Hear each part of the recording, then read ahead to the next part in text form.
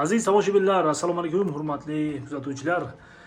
2 xonalikni 3 xonalikka aylantirib, ta'mirlab, sotuvga chiqaribdilar.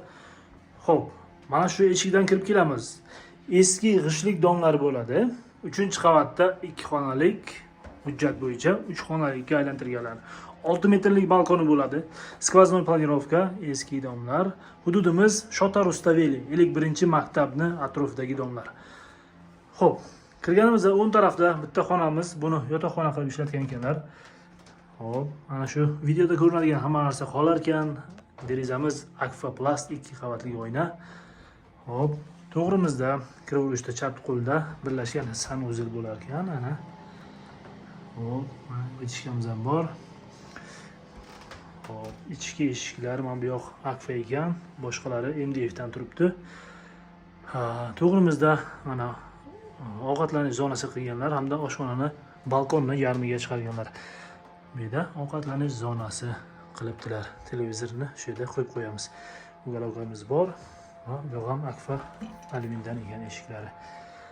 Hop, balkonchamizni ikkiga bo'lib, bir tarafini oshxona qilibdilar. Mana kirish mashina, moyka plita hamda bichkamiz bor. Devorimiz chiroyli, tinchgina joyga joylashgan. Va bu tarafda shkaflarni qilibdilar. Bu ham ancha asqotadi. Xolodilnik ham shu yerda bor ekan. Polimiz barcha domda taxtalik ekan. Xo'p. Va mana shu zalimiz bo'ladi. Zalimiz xon taxtalar bor, konditsioner hamda ukrainskiy pechkamiz bor. Ana shu bitta ukrainskiy pechkani o'zi hamma domni kvartiramizni bemalol isitadi. Buni shu kvartirada yashaganlar, yashab o'tganlar hamma biladi.